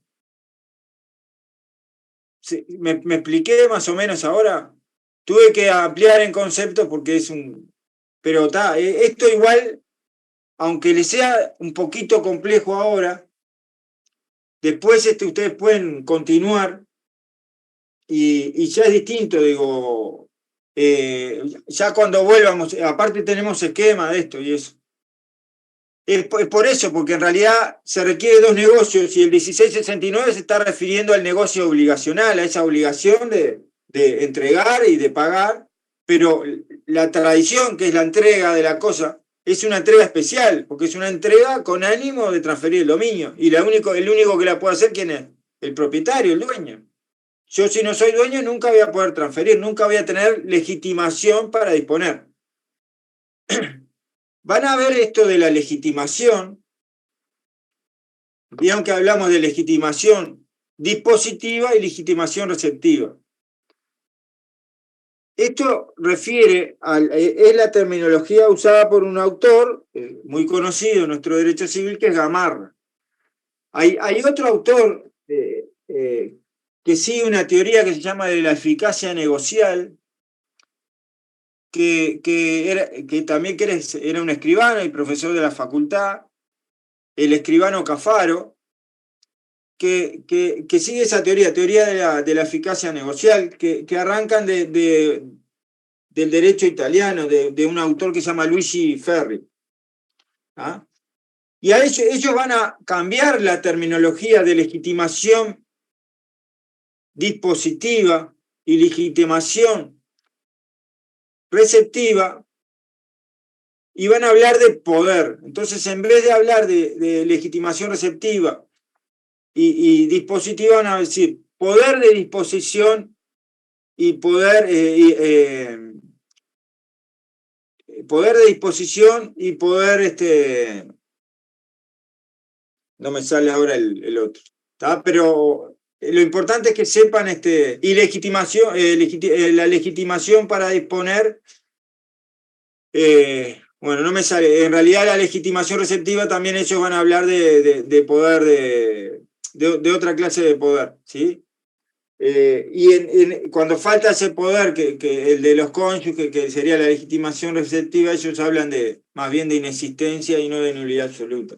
Por ahí nace. Después buscamos algún esquema sobre eso o artículo. Simplemente lo que quiero explicarles es que a veces van a ver esto de la legitimación para disponer como poder de disposición, pero es porque se manejan con esa otra doctrina que refiere en vez de a la legitimación al poder que tienen los sujetos. Ahora, el Código Civil no habla ni de legitimación por lo general, ni de poder de disposición. Esto todo es doctrinario. Si ustedes buscan, incluso en el manual van a poder ampliar esto. Lo que yo traté es de que tuvieran una comprensión a partir de las normas, ¿no? Lo que pasa es que estamos un poco... Vieron que arrancamos con actos jurídicos y ya estamos hablando de cuestiones que están más adelantadas, pero es importante hacerlo así porque si no, no se llega al final del curso a comprender todo. No sé si tienen alguna otra duda, probablemente estén re cansados, después con la grabación ya va a ser otra cosa. No sé si pude grabarlo. De todos modos, referimos a los artículos, ustedes los pueden buscar igual que como lo hice yo. Después les mando ahora material de esto, dijimos de eficacia e ineficacia. Dos cosas. Kimberly me preguntaba el tema de la eficacia. ¿Cuándo el negocio es ineficaz? Cuando falta la legitimación para disponer. Cuando alguien no es dueño y vende, esa venta de cosas ajenas es válida, pero es ineficaz. ¿Sí? Ahí más o menos cerré un poco una de las eficacias. ¿Cuál es la otra forma en que un negocio pueda ser ineficaz? Hay dos formas de que un negocio jurídico pueda ser ineficaz. No sé si lo vieron con Valeria, de que un negocio jurídico puede estar sujeto a plazo o condición, a distintas modalidades. ¿Lo vieron? Sí. Bien, si el plazo no se cumple o la condición no se cumple, también estamos hablando de una falta de eficacia. El negocio es válido, pero es ineficaz porque el plazo no se cumplió o la condición. ¿Sí? Entonces, resumiendo, ¿cuándo hay falta de eficacia? Cuando falta la legitimación para disponer, ¿no? En el caso de la compraventa de cosa ajena, del ejemplo de 1669, la compraventa es válida, pero es ineficaz porque quien enajenó no cumple, no es dueño. ¿Sí? Y el negocio puede ser ineficaz cuando el negocio está sujeto a plazo y condición, alguna de las modalidades estas que hemos hablado de los negocios jurídicos, y el negocio y la condición o el plazo no se cumplió, por lo tanto también es una falta de eficacia. Son los dos ejemplos que tenemos claros en materia civil de falta de eficacia. ¿Sí? ¿Ah? La oponibilidad, recuerden que está vinculado a la publicidad. Un negocio, voy a tratar de explicarlo mejor.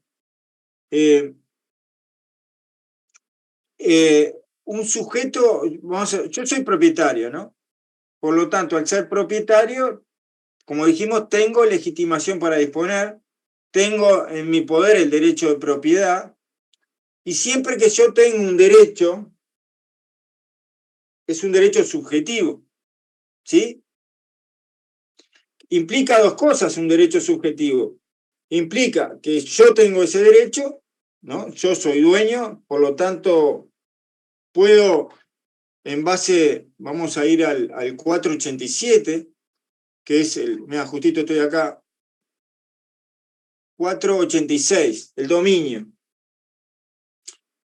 ¿Qué es el dominio? Es el derecho a gozar y disponer de una cosa arbitrariamente, no siendo contra la ley o derecho ajeno. Como yo soy dueño de mi bicicleta, ¿qué puedo hacer con mi bicicleta? Puedo andar con ella, ¿no? La puedo vender, la puedo enajenar, y si no voy contra la ley ni contra derecho ajeno, la puedo destruir, ¿sí o no?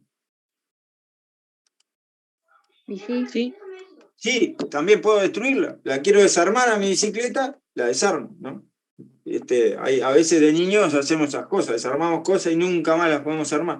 Bien, es mío, lo hice, no fui contra derecho ajeno, probablemente mis padres me reten, pero más allá de eso no va a ir. Bien, a lo que voy es esto, para que yo pueda hacer uso de cumplir con ese derecho subjetivo de propiedad, ¿qué tiene que existir también? Estoy haciendo una pregunta difícil porque es muy abstracta, pero por lo menos ese espacio ayuda a razonar. ¿puedes repetir la pregunta, profe? Para que yo pueda hacer uso de un derecho subjetivo, en este caso yo hablé del derecho de propiedad, ¿no? ¿Qué tiene que existir? Si yo salgo afuera y viene cualquiera y me dice, la bicicleta es mía, no puedo defender mi derecho de propiedad, ¿no? ¿Sí? ¿Algo que compruebe esa propiedad? Sí, pero yo la tengo pegada a la factura ahí enfrente para no tener problemas en el barrio. No, a ver, siempre que hay un derecho subjetivo, esto es un término jurídico, lo vamos a ver después, está vinculado a algo que se llama absolutez, ¿sí? ¿Qué significa que un derecho subjetivo es absoluto? Implica que si bien cada vez que alguien es titular de un derecho subjetivo, existe el resto del mundo, el resto de las personas del mundo, que a eso se le llama sujeto pasivo universal, ¿no? El resto del universo, el sujeto pasivo universal, ¿qué es lo que tiene que hacer el resto del mundo? Respetar mi derecho, reconocerlo y no violarlo, ¿sí?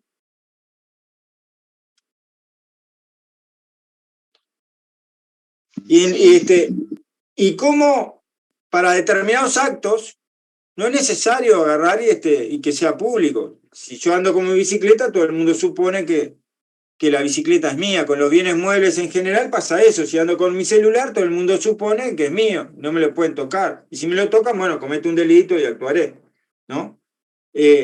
Pero para determinados actos, la ley determina que la forma en que ese derecho subjetivo se proteja es dándole publicidad a través del registro público. Por ejemplo, para la compraventa de inmuebles, para la compraventa de automotores, para las acciones, ¿no? Hay que inscribirlas a determinadas acciones, ¿no? Y entonces, si yo no lo inscribo, si yo no cumplo con el requisito que tengo que cumplir para darle publicidad, para que ese sujeto pasivo universal, para que el resto del mundo tome conocimiento, si yo no, esa es una obligación mía, por lo tanto, si no la hice, no voy a, si alguien que pretende que yo lo respete, ¿no? Si yo formara parte de ese sujeto pasivo universal, no hizo lo que tenía que hacer, que es darle publicidad, no va a poder hacer que ese negocio sea oponible a mí. No me va a poder decir, yo soy propietario. ¿Sí? Bien, si no me expliqué, ahora lo voy a hacer con un ejemplo. Antiguamente, vieron que en el artículo, disculpen que yo sé que es tarde, párenme porque el tema que está, digo, se me va a mí se me va el tiempo.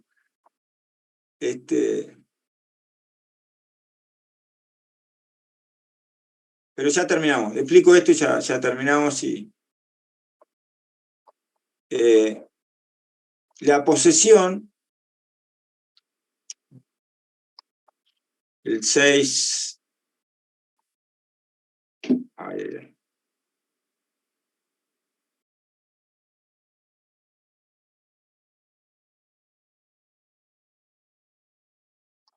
Estoy 4. después el dominio, ya estoy cansado.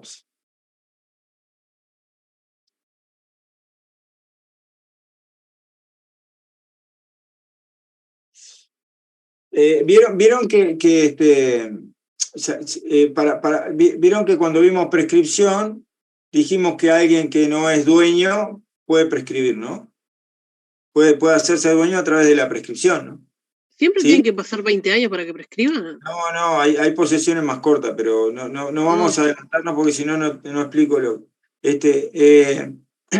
¿Qué pasa? Vamos a suponer que alguien tenga el derecho de posesión, porque está en un año en un inmueble con ánimo de dueño, hizo todo lo que cumple con la ley. Y hay un negocio que a veces se suele ver, que es la cesión de derechos posesorios, ¿sí? Vamos a suponer que alguien estuvo 10 años en un inmueble y no necesariamente un escribano, puede ser un gestor, y hace un documento privado que dice cesión de derechos posesorios. ¿Qué es la cesión? En realidad estás transmitiendo a otro lo que él tiene, ¿no? Es como ceder la promesa de compraventa, que queda en el lugar que estaba él. Hoy en día, por una cuestión de seguridad y por cosas que pasaban en los bañarios, las cesiones de derechos posesorios no se inscriben, ¿sí? Pero antes, si no me equivoco, el 2008 se inscribían. ¿Me siguen hasta ahí? Y entonces, ¿qué pasó? Una vuelta con un terreno de Balneario El Tesoro, yo inicio una acción reivindicatoria por una propietaria contra quien estaba en el terreno que decía que era poseedor. Y entonces cuando va a contestar la acción reivindicatoria en el juicio, me agrega ese negocio, cesión de derechos posesorios. O sea que a quien yo le había hecho la demanda reivindicatoria, o sea, le estaba pidiendo la entrega del bien, o sea, reivindicar significa pedir lo mío, ¿sí? Esa es la acción reivindicatoria. La tiene siempre el dueño nunca pierde, mientras no haya prescripción, la acción reivindicatoria. Esa es la única acción que nunca pierde. Podrá no desalojar, pero la acción reivindicatoria siempre la tiene. Entonces, cuando se inicia la demanda, que la habíamos iniciado con un compañero que compartíamos el estudio, con otro profesional en ese momento, y el titular de ese inmueble, al contestar la demanda, agrega la cesión de derechos posesorios. Me estaba diciendo de que en realidad él ya no estaba ahí, que había cedido la posesión a otra persona.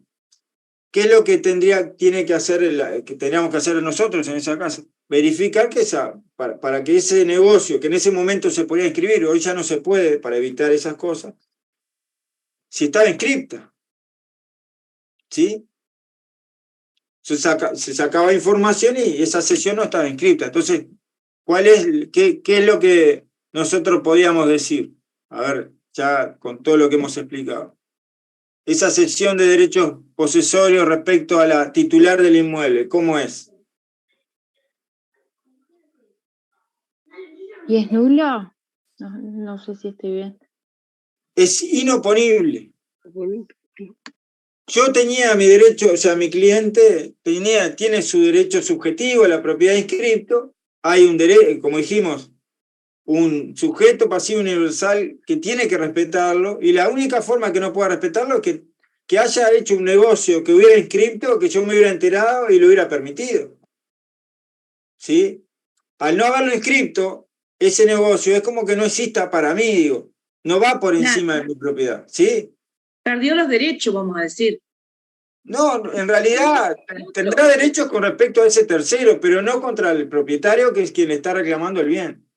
Después, pues, aparte de eso, tiene otras consecuencias, pero le estoy poniendo un ejemplo de falta de oponibilidad. ¿Por qué es inoponible? Porque no había conocimiento, ¿sí? No estaba inscripta. Y entonces es inoponible, no tengo forma, porque la ley obligaba en ese momento a que ese negocio, todos los negocios relativos a inmuebles por lo general se inscriben, ¿sí? En el registro.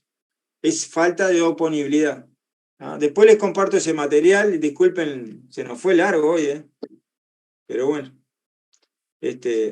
no sé si sirvió, si no sirvió. Sí, sí, profe. Sí. Muy explicado. Gracias. Sí. Bueno, Sí, profe, gracias. si quieren manden por... Yo lo único que voy a poder compartir ahora es el audio porque no... la computadora me dijo, debe estar llena de juegos. Por lo tanto, Había una compañera o un compañero que estaba grabando, no sé si... está genial que la comparta, si está grabando, que la comparta. Lo único que no, creo que no, el ejemplo que no, que me quedo a veces, vieron que la nulidad relativa, como explicaba ahí en el cuadro, cuando el consentimiento existe pero está viciado, se entiende que es nulidad relativa. Pero a veces el consentimiento, vieron que el consentimiento es de alguien que tiene un arma, que está apuntado por un arma para hacer un testamento, el consentimiento existiría y está viciado, pero en ese caso se entiende también que es nulidad absoluta, por más que el consentimiento es como que no existiera, ¿no? Por eso ahí prefiero después agarrar y ir el martes con ejemplo de los anuarios de derecho civil, de varias nulidades relativas, y ahí lo comprendemos mejor, ¿sí? Y bueno, nos vemos el martes y vamos a seguir viéndonos los sábados, menos tiempo, para no ser tan densos tampoco. Profe, Sí. va a seguir este mismo link para los martes y Sí, sábados, sí, ¿verdad? a partir de ahora sí. Lástima que no pude. Mañana si puedo,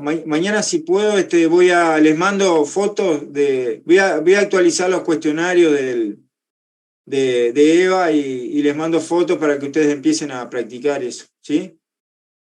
Bueno, buen domingo. Gracias, profe, gracias. Muchas gracias por el Gracias, tiempo, profe. profe. Gracias, Que profe. descanse.